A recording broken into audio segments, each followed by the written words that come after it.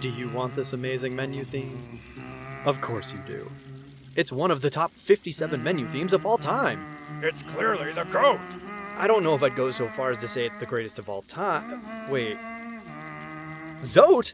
What the? How are you even here? This is like my private secret recording space.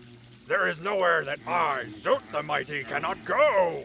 How did you think I got around Hollow Nest? Well then how about you just go, I don't know, anywhere but here. I've got a guide to make. Bah! This guide won't help anyway. There is no defeating Zote. Well, he's gone. For now. So let's talk about how to survive the Eternal Ordeal long enough to secure this menu theme. After fighting through the Eternal Ordeal many times, spending hours upon hours, analyzing footage, and making spreadsheets tracking spawn timings, I have finally cracked the code of this seemingly random battle. Spoiler alert, despite what Zote wants us to believe, this battle has a lot more order to it. Do not listen to Noob. The Eternal Ordeal is pure Zote chaos. There is no understanding, only Zote. Will you stop? Never! Anyway, the Eternal Ordeal is found in Godhome, which is part of the Godmaster expansion. Please see my Godmaster primer for more information about accessing Godhome itself. To access the Eternal Ordeal, we must enter the Hall of Gods. We need to go to the top right corner next to this mysterious door, cling to this wall. It's better if we can get higher on the wall. From this position, we can use either a Sharp Shadow Enhanced Shadow Dash or Crystal Dash to get ourselves out to here. Then double jump and move right to grab this hidden wall. Jump up the wall a bit. Now we need to destroy the ceiling above us, also hidden. Once destroyed, we need to continue jumping up the wall and we'll find ourselves in this room. So, we need to break open this wall. This breaking of the wall somehow results in this statue and plaques associated with the 57 precepts of Zote appearing in this room. Then we approach the statue to challenge Zote and the Eternal Ordeal. Yes! Challenge me and fail! Oh my god. This fight is different from a typical boss fight in Hollow Knight. We don't just fight Zote the Mighty. That's just the prelude to the true Eternal Ordeal. If we want that sweet menu theme, we are going to end up fighting a variety of Zotelings. Thankfully no Grey Prince Zote though. These Zotelings are chosen randomly from multiple classes that grow as we kill more Zotelings. What do you mean by classes? Okay, so there are a total of 10 different Zotelings. Each Zoteling is categorized into a particular class. Each class has its own spawn timing, and only Zotelings from the same class have the chance to spawn when a Zoteling of that class is killed or leaves the arena. For brevity's sake, I'm going to shorten all of these Zoteling names, or just simply remove Zoteling, after talking about them here. One Zoteling class contains Zotelings the Mighty, Lanky Zotelings, and Heavy Zotelings. This class typically spawns 1.5 to 3 seconds after a member of this class is killed. I call this the Zom class. Another class contains Hopping Zotelings and Winged Zotelings. This class typically spawns 3 to 4 seconds after a kill. I call this the Hopper/Flyer class. Another contains Turret Zotelings, Heads of Zote, and Fluke Zotelings. This class typically spawns 1 to 3 seconds after a kill. I call this the Turret class. Another class is just Volatile Zotelings. This class typically spawns every 8 to 12 seconds regardless of anything else going on. I call this the Volatile class. And another class is just Zote's Curses. This class typically spawns 10 to 11 seconds after a kill.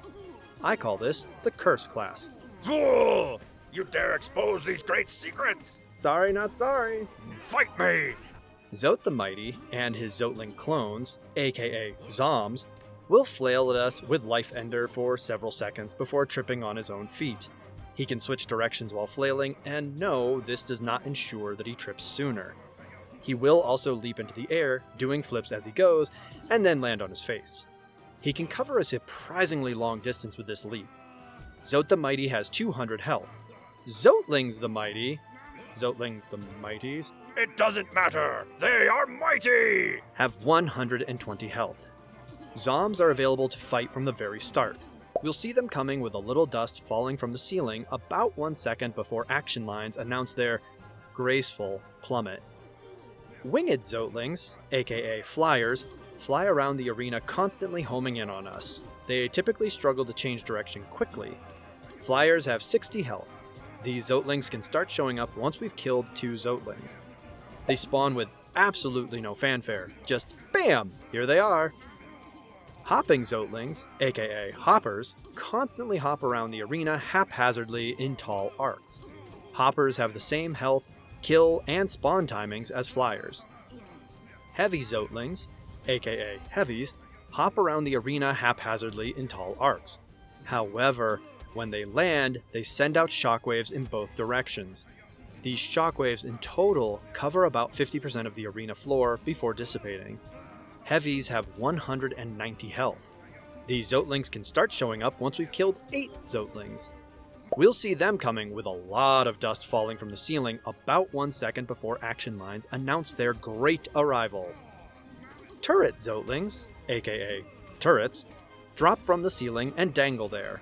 These Zotelings deal no contact damage. They fire a single blob targeting us about every 2 seconds. They telegraph this attack when they shake and orange flows along their neck for about half a second. These Zotelings will leave on their own sometime around 11 to 13 seconds after arriving if they are not destroyed first. If they leave, it doesn't count as a kill. Turrets have 100 health. These Zotelings will start showing up once we've killed 15 Zotelings. Lanky Zotelings, aka Lankies, fight like Zote the Mighty, but they have a taller hitbox and longer reach with their nail. Lankies have 150 health. These Zotelings can start showing up once we've killed 20 Zotelings, and they enter the arena in a similar fashion to Zombs. Heads of Zote, aka Heads, are just that, a giant Zote head. They're so handsome! They fall from the ceiling, and when they strike the ground, they send large shockwaves across the entire arena in both directions. And then they sit there, unmoving, for anywhere between 6 to 10 seconds. If they are not destroyed in that time, they will launch back up into the ceiling. If they leave, they do not count as a kill. However, when they fall and rise, they will kill any Zotelings in the way, and those do count as kills. They drop from the ceiling but stay up there for about 1 second before dropping down. They'll shake just before dropping. Striking heads does not grant us soul. Heads have 200 health. These Zotelings can start showing up once we've killed 25 Zotelings. Volatile Zotelings, aka Volatiles, appear in a burst of darkness somewhere in this area, and just float there for about 2 seconds. Then they explode. This explosion deals 2 masks of damage. If they explode on their own, it does not count as a kill. However, their explosion can kill other Zotelings, and those do count as kills. Volatiles have 30 health. These Zotelings will start showing up once we've killed 30 Zotelings. Fluke Zotelings, aka Flukes, pop out of the ground and slowly float up, dropping blobs as they go. They take a little over 2 seconds to completely disappear into the ceiling.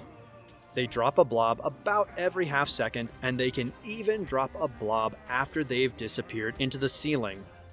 If they escape, it does not count as a kill. Flukes take about 1.5 seconds to fully pop out of the ground. They become dangerous when this much of them is shown. We'll see their horns first, and then a lot of dust before and as the rest of them shows up. Flukes have 100 health. These Zotelings can start showing up once we've killed 35 Zotelings. Zote's curses, aka curses, pop into existence somewhere in the air and float around. About 1 second after appearing, they begin slowly draining our soul. They continue to do this until destroyed. They're kind of like the anti-Salubra, complete with their own song. It's a magnificent song! They deal no contact damage. Curses have 100 health. They will start showing up once we've killed 40 Zotelings. Spoiler alert, there are none. Ha! Here's how this fight works. First, to get this epic menu theme, we need to defeat at least 57 Zotelings. 57 is the best number! Yes, yes. And the fight doesn't end when we reach that number. In fact, this fight will go on eternally, get it, if we can manage it. This guide, however, focuses on getting to 57 kills. The fight starts with just Zote the Mighty. As stated earlier, this is just like fighting Zote in the Colosseum of Fools, but for some reason, he actually hurts now? How dare you insult me like this? Once we've defeated him, which does count as one kill, we'll get the title screen and the real fight starts. And it starts with us fighting against two Zombs. Once we kill one of them, a hopper or flyer will spawn nearly instantly, and a Zom will fill in as typical, so now we can be fighting against 3 Zotelings at once. 2 Zom class, 1 hopper/flyer class. This arrangement will continue until we kill 8 Zotelings. At that point, we could see heavies instead of Zoms. Once we've killed 15 Zotelings, a turret will spawn soon after, increasing the maximum possible Zotelings in the arena to 4. 2 from the Zom class, 1 from the hopper/flyer class, and 1 from the turret class. Once we've killed 20 Zotelings, Lankies could spawn instead of Zoms or heavies. This is when the classes of Zotelings really comes into play, because despite there being 3 different types of Zoteling in the Zom class, we will only ever see a total of 2 Zotelings from the Zom class. For example, there will never be 2 Lankies and a Zom or heavy, and likewise for 2 Zoms or 2 heavies. At 25 kills, a head could spawn instead of a turret. At 30 kills, a volatile will soon spawn, increasing the maximum possible Zotelings in the arena to 5. 2 of the Zom class, 1 hopper/flyer class, 1 turret class, and 1 volatile class. At 35 kills, a fluke could spawn instead of a turret or head. At 40 kills, a curse will spawn soon after, increasing the maximum possible Zotelings in the arena to 6. 2 Zom class, 1 hopper/flyer class, 1 turret class, 1 volatile class, 1 curse class. At 52 kills, a second hopper or flyer will spawn, increasing the maximum possible Zotelings in the arena to 7. 2 Zom class, 2 hopper/flyer class, 1 turret class, 1 volatile class, 1 curse class. On top of all of this, all Zoteling's movement speed increases with each kill. The increase is slight, but adds up as we work towards 57 kills, so eventually the speed increase is noticeable. Your foolhardy rampage only makes me stronger! Have you noticed I keep using the word typical when discussing spawn times for these Zotelings? Well, that's because we can encounter some odd timing in certain situations. One particular situation is when we get a multi-kill that simultaneously kills 2 Zotelings of the same class. We would expect the spawning Zotelings to show up together at nearly the exact time. Instead, they spawn at 2 different times, spaced apart by the class's typical timing. For example, if we double kill 2 Zoms, the second Zom class Zoteling will show up typically in 3 to 6 seconds. And there is always a very rare, random, seemingly anyway, all of my analysis has yielded no explanations for this behavior, chance that a Zoteling will spawn much earlier or much later than the large typical spawn time ranges. I observed an instance of a Zoteling spawning 1 whole second later than what was typical for its class. This battle, it's really more like a war of attrition that we can't win, can get overwhelming real quick. There are some combinations of Zotelings that are just awful to deal with. For me, that's double heavies. They have a ton of health, and their shockwaves can be real tricky to navigate when there are other Zotelings running about. I like to try to keep the Zotelings I struggle with the least alive as long as possible. Zoms and Lankies are my favorites to leave alive. Of course they are! Any way!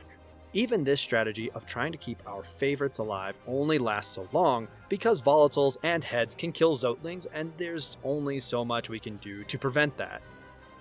I wish I had a simple answer for what works in this ordeal. The length of this fight and the growing chaos means that we could be victorious with just about anything, including heavy blow. In fact, my first successful win was a healing build that combined Shape of Un, Quick Focus, Spore Shroom, Defender's Crest, Quick Slash, and Sprint Master. You're the smelliest coward! So let's talk about what can be most helpful once we're at 7 simultaneous Zotelings, because what should work then should work in the earlier phases when there is less chaos. But before I go much further, you know what's coming. I recommend having the Pure Nail, maximum masks, maximum soul vessels, maximum charm notches, all nail arts, the Shade Cloak, and Monarch Wing, but we need them to even reach this battle, all empowered spells, and every charm. Killing Zotelings in the order in which they spawn may not be the best tactic at all times. Like I mentioned earlier, there may be certain Zotelings that we have an easier time leaving alive, so when our favorites show up, it's a good idea to try to leave them alone and kill other Zotelings instead. And with the Zoteling classes, this tactic is even stronger because we can have a good idea of what will replace the Zotelings we're killing. For example, if we kill a turret, we know to expect a head, fluke, or turret to replace them. Kill curses as quickly as possible. That soul drain can be real obnoxious, and suddenly we can be empty of soul when we need it. Though they deal no contact damage, I prefer to pogo on them until they're dead, and when they're dead, we have about 10 seconds of peace and regular soul gain. I like taking to the skies if I'm feeling overwhelmed. With turrets and curses dealing no contact damage, there are fewer consistent sources of damage in the air. We can redirect nearly all Zotelings when we pogo on them and keep ourselves safe from those jumping around. Except heavies, they don't care about anything we're doing. If we want free kills, it's good to take advantage of heads and volatiles. Heads are a bit trickier to intentionally use to kill other Zotelings because they only move straight up and down, and their hitbox is fairly narrow, especially in comparison to the explosion of volatiles. But we can certainly lure Zotelings to be under or above them when they're dropping in or leaving, respectively. We'll know a head is about to leave when their expression changes from dour to a grimace, and they vibrate for a few moments. The most useful way to use volatiles is to hit them with Shade Soul when other Zotelings are near them. However, when we destroy a volatile, that doesn't always count as a kill. The other Zotelings blown up by the volatile do, but the volatile doesn't. Sometimes. And I have no idea why. But on that note, let's talk about a couple other kill glitches we can encounter. There's another one involving volatiles, but this time it's a net positive for us, because sometimes a volatile will explode and kill other Zotelings, but then we'll get some extra kills for free because it seems like the explosion hits multiple times and ends up hitting the dead Zoteling multiple times, triggering the kill count to increase for every time the explosion's hitbox strikes a dead Zoteling. And I only think that's what's happening because of this next glitch. This next glitch can really accelerate the battle, literally. Fluke Nest. This particular glitch is much more reliable if we add Shaman Stone and have Shade Soul. It works like this. If we kill a Zoteling with a Fluke Nest powered Vengeful Spirit or Shade Soul, we can get extra kills for each fluke that struck the dead Zoteling. Kind of. This glitch isn't consistent and the math doesn't seem to make sense, but it can and does work.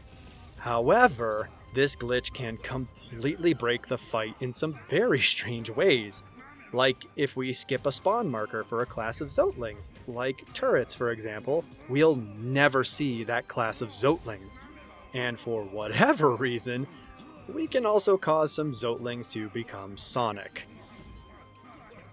We've got tons of Zoteling health to get through to reach 57 dead Zotelings. Fragile or unbreakable strength is a big help.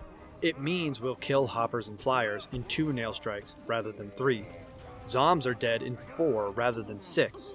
Heavies are dead in 6 instead of 10. The value of the damage boost provided by strength cannot be overstated in this unending battle. Another great damage boosting charm is Quick Slash. Being able to spam our nail strikes can mean killing Zotelings faster and gaining more soul quicker. Both good things! Also really helpful when pogoing on Zotelings like turrets. To that end, Shaman Stone is also very helpful. Making our spells hit harder will get us through these Zotelings faster, and with Descending Dark's fantastic ability to get us out of bad situations, why not empower it to hit harder? Charms like Long Nail and or Mark of Pride keep most Zotelings, heavies don't care, further away from us, which can help keep us safer. These charms also increase our nail's hitbox, meaning we can hit more enemies with each strike. Long Nail keeps us out of Lanky's reach. Mark of Pride at max range allows us to destroy volatiles with our nail without getting hit by the explosion. Spell Twister allows us to cast one more spell per full soul gauge, and when we're facing down 57 Zotelings, there is nothing wrong with being able to cast more spells. And that brings me to Soul Catcher, and to a lesser extent Soul Eater. Getting more soul with every nail strike is very useful in this fight, allowing us to heal and cast spells more often. All things necessary to survive this onslaught longer. And let's not ignore Grub Song for soul generation. I mean, yeah, we don't want to take hits if we don't have to, but we're going to, so gaining soul when we get hit is not awful. The power of quick focus cannot be overstated. The quickened healing speed allows us to heal a single mask almost whenever we need. This is best when we're far from any other Zoteling and or in between Zoteling attacks, like when Azam or Lanky has fallen over, but the speed allows us to heal in many situations that are otherwise dangerous. And if we want healing to be even safer and have the notches to spare, add Shape of Un. But what about Deep Focus, you ask? No, I don't. I would only recommend Deep Focus if we are also using Quick Focus and Shape of Un, because the healing time increase brought by Deep Focus makes us a really vulnerable target, and being a speedy slug helps mitigate that. But Deep Focus does empower Spore Shroom and Defender's Crest, so if we want to be a very smelly knight doing a lot of passive damage, we can combine these charms. And if you need true, unmatched power, equip Wayward Compass. No! Team Cherry, please, nerf! But seriously, nearly every charm could have its use in this ordeal. If we find ourselves struggling to get to 57 and the charms just aren't feeling good for us, as Gazelle in Zootopia says, try everything! Once we kill our 57th Zoteling, the Zote icon at the bottom right of the screen turns to gold, and we can continue fighting forever until we are truly overwhelmed by Zote's majesty, or just lose right after. Yes! Bow before Zote! Either way, once that face turns gold and we die, we are returned to the entrance of the Eternal Ordeal to gaze upon the glorious edifice that is a golden Zote. You know what's up. But most importantly, we can now return to the main menu, select extras, and cycle through menu style until we find the Eternal Ordeal, and then bask in the glory that is this amazing menu theme. That's it for our discussion about the Eternal Ordeal. And look, you still didn't win! Oh my god. Thank you for joining me today, Noobs. I'd love to hear your thoughts about this guide and the Eternal Ordeal in the comments below. I am the Perpetual Noob, and I'll see you all next time. All hail Zote. I hate it here.